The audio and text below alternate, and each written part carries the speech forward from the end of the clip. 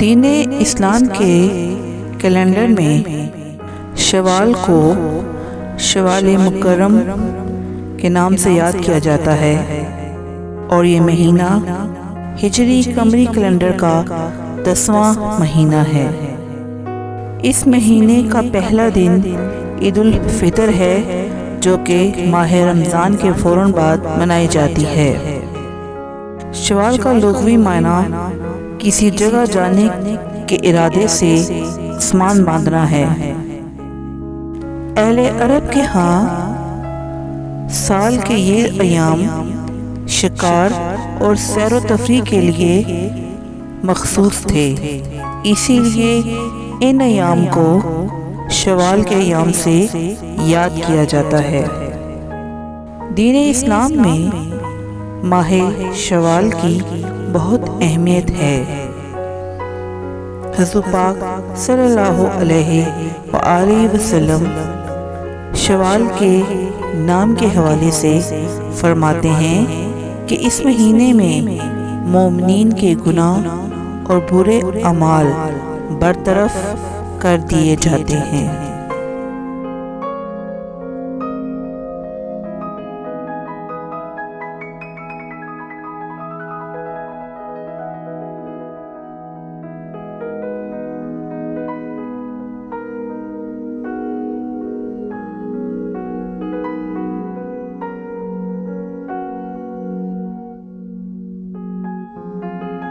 اس مہینے کو ماہ عید کہا جاتا ہے، کیونکہ اس مہینے کی پہلی ہی تاریخ کو دنیا بھر کے مسلمان عید الفطر مناتے ہیں، مگر اس مہینے کی پہلی رات بہت بابرکت رات شمار کی جاتی ہے۔ اس کی فضیلت، بیداری، عبادت اور ثواب کے متعلق بہت سی احادیث اور اسلامی روایات مشہور ہیں۔ حضرت محمد صلی اللہ علیہ وآلہ وسلم نے اس رات کو شب قدر کی رات سے کم نہیں سمجھا۔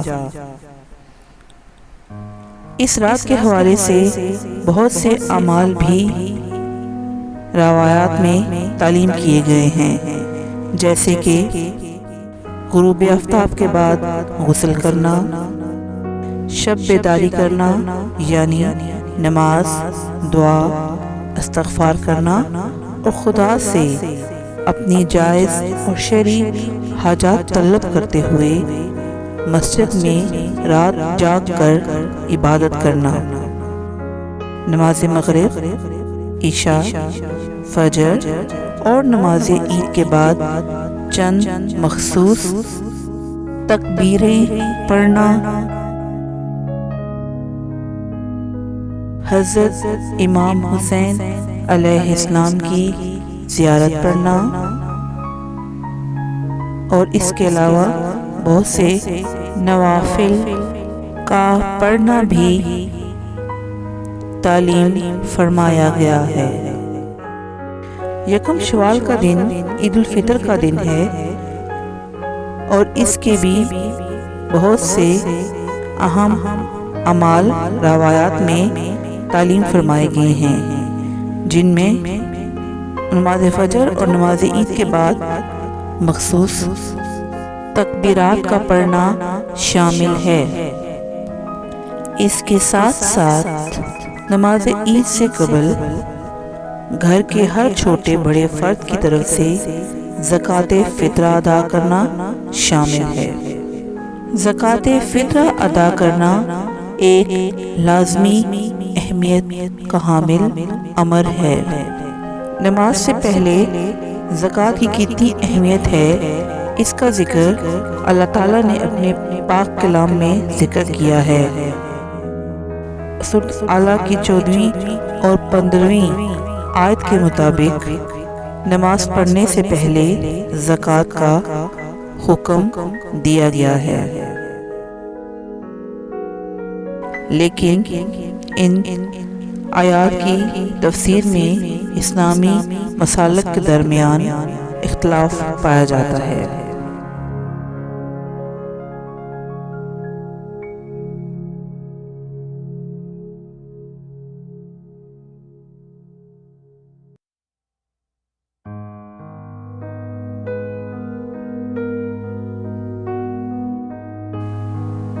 اس پرعظمت مہینے میں اور بہت سے اسلامی تاریخی واقعات بھی وقوع پذیر ہوئے، جیسے 3 شوال 8 ہجری کو غزوہ حنین کا وقوع پذیر ہونا،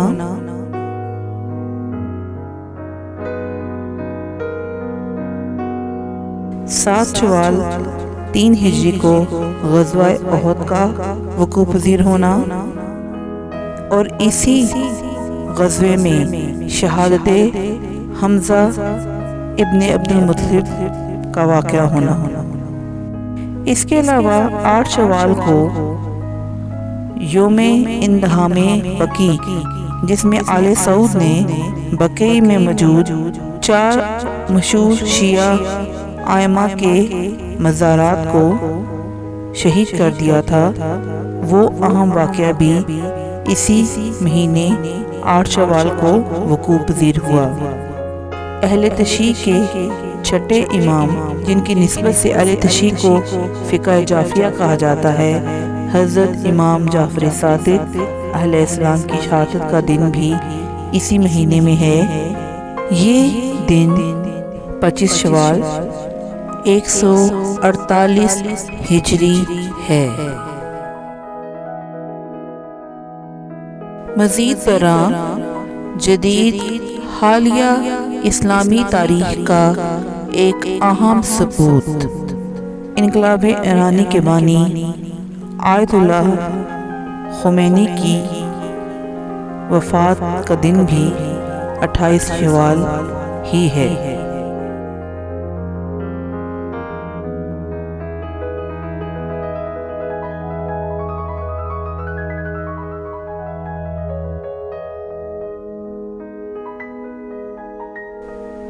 اگرچہ ماہ شوال عید الفطر کے نام سے ہی منسوب کیا جاتا ہے، مگر دین اسلام کے کئی مکاتب فکر اس ماہ میں بھی روزے رکھنے کے قائل ہیں۔ بہت سے مسلمان شوال میں عید الفطر کے دن کے فوراً بعد 6 مسلسل روزے رکھتے ہیں۔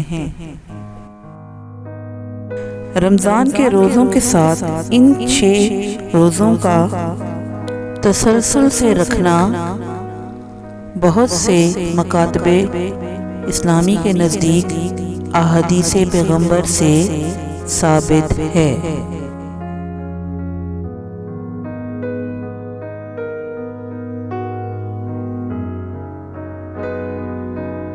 شوال کے ان 6 روزوں کے رکھنے کے پیچھے یہ دلیل کارفرما ہے کہ اسلام میں ایک نیک عمل کا 10 بار اجر دیا جاتا ہے، لہذا رمضان میں 30 دن اور شوال میں 6 دن روزہ رکھنا پورے سال کے روزے رکھنے کے مترادف ہے۔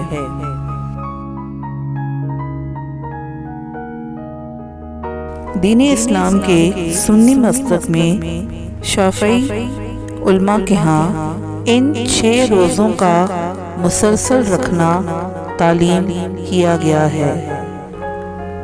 ان علماء نے طبرانی سے ایک حدیث نقل کی ہے جس کی وجہ سے عید الفطر کے یہ 6 روزے مسلسل رکھے جانے کا حکم ہے، جبکہ سنی ہی مسلک میں فقہ حنفیہ اور فقہ حنبلیہ مسلسل 6 روزے رکھنے پر زور نہیں دیتے۔